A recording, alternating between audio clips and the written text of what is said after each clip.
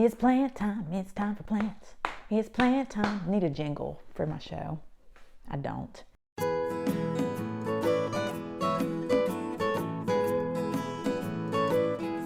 Hey y'all, it's Sarah. Today I am just talking about the do's and the don'ts of watering your houseplant.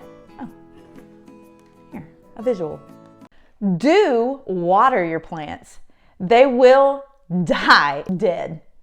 Neglect will kill them for sure. That being said, don't overwater your plants. I'm giving some mixed signals here. Let's start over.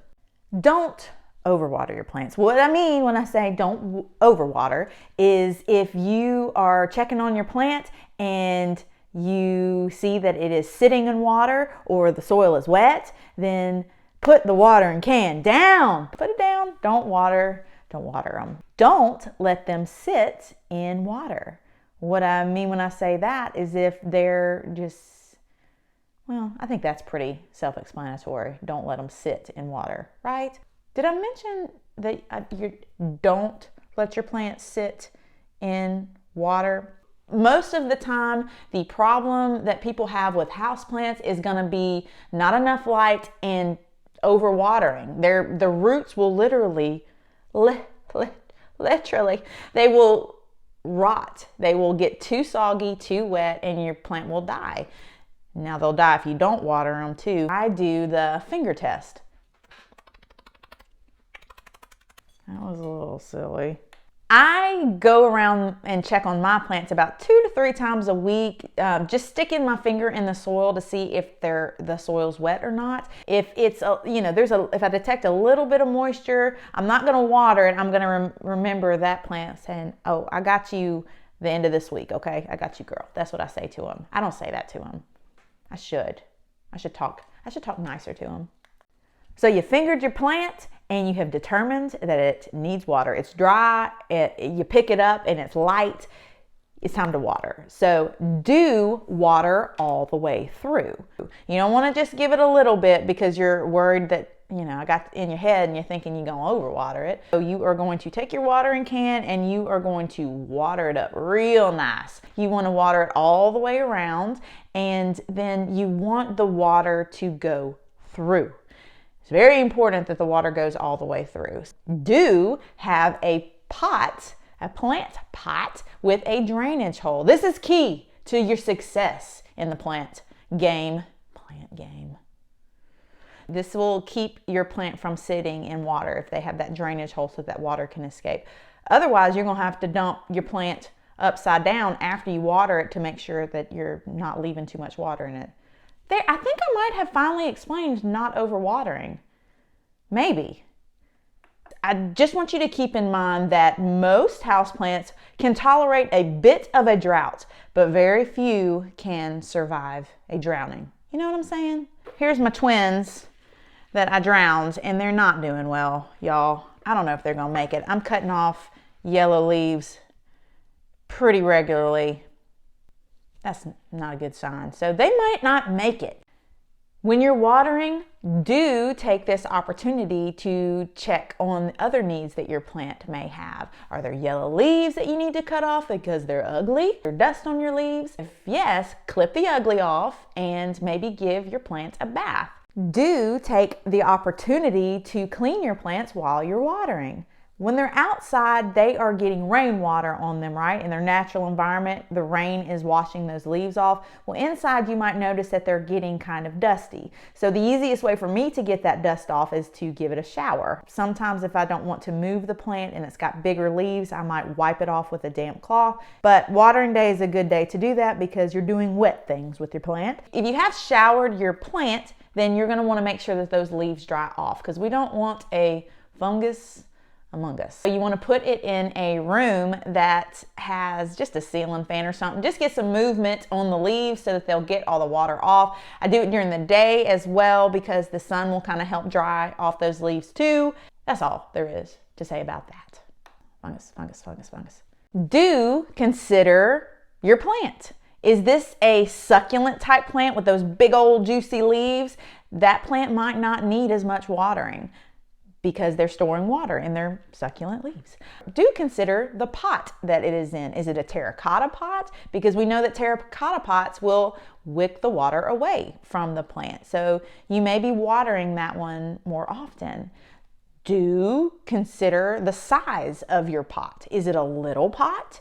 If it's a little pot, you might have to water it more than it would if it was in a big pot. Is it a plastic pot? Plastic pots hold moisture a little better. Do consider how much light that plant is getting. If it's getting a lot of light, then it will need more water. Do consider the season. Is it winter and the days are short?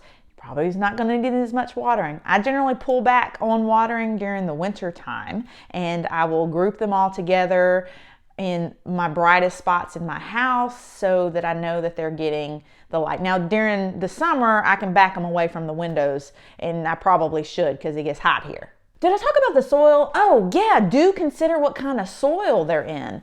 The soil matters a lot too, because if it's in a soil that has a lot of rocky or perlite or orchid bark in there, just a lot of matter substances in there that help with drainage, then you're probably going to be watering that one more often as well. Riddle me this.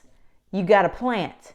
It's in a small terracotta pot and it's not succulent. Will you be watering that one often? Well, will you? Don't water them with cold water in the winter. Yikes! Yikes! So give them some warm water during the winter, or, because you're just gonna shock those roots, y'all. Do check on your plants often. Lift them up, see if they're light. Once you get to know them, you'll know about how much they weigh, about when they're really well watered, so you'll know when they're really light that they need some water. So I'll go through and lift a lot of mine up, especially if I can't get my finger into the soil. Don't use city water to water them. Now hold on, let me explain. So if you are watering your plant with tap water and you're on city water and they're doing okay, ignore me, just ignore me. Who am I anyways? Some girl. However, what I noticed when I was living in the city, I knew that there was chlorine in our water. I was getting brown tips on the leaves. Let's talk about the brown tips. I'm gonna blame it on the water. It was the chlorine or it was something in the water it was not enjoying. So it was getting those brown tips on the ends. We have well water now and my plants seem to do fine with the well water. But when we were on city water, I was collecting rainwater and keeping it in a jug outside and watering my plants with the rainwater. And as silly as it sounds, I would also buy distilled water. Does it sound silly? I don't know. It kind of seems silly to buy water for your plants, but I was. Hey, if you've been watering your plant with city water, that's okay. Do try new methods of watering. There's not just one way. You can use your watering can, you can bring it to the sink, you can water in the shower, you can stick it outside when it's raining. Not right now, it's cold, y'all. Or have you tried watering from the bottom? Some plants are kind of impossible to water from the top. And so I have to water them from the bottom. And it works by just setting them in the water and then it will take up the water that it needs. Don't leave them there. Don't leave them there. You'll come back later and all the water is gone out of the bowl because it sucked up everything that they needed. And then you'll lift it up and it's kind of heavy. Something new that I am trying right now is using hydro spikes. This is exciting because I have got some needy plants around this house and they are needing far more attention than I'm willing to give, let's be honest. So I will let you know how it goes, or how it grows with hydro spikes. We keep it on the drier side over here as far as watering. My hand is not very heavy with the watering can. I'm not lazy, I just don't like to water my plants a lot. So I do really well with just letting my plants dry out and then giving them a good drink.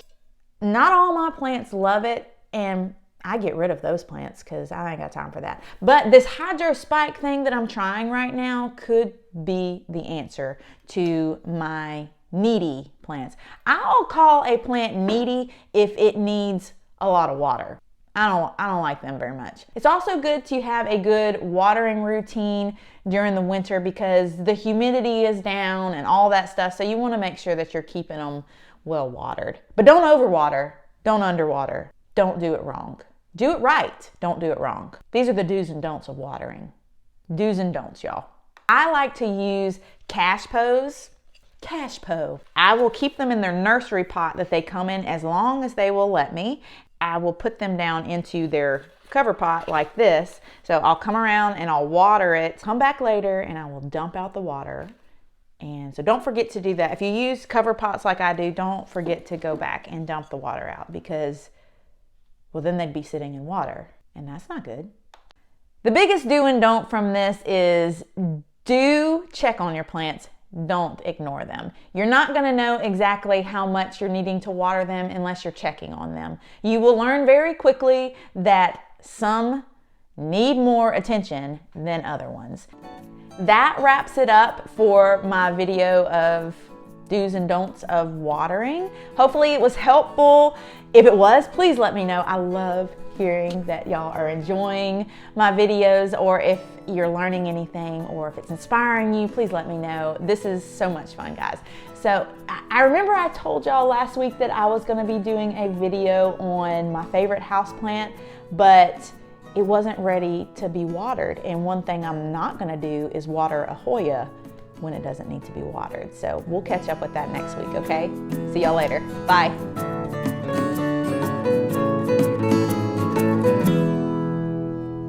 Y'all out there fingering y'all's plants.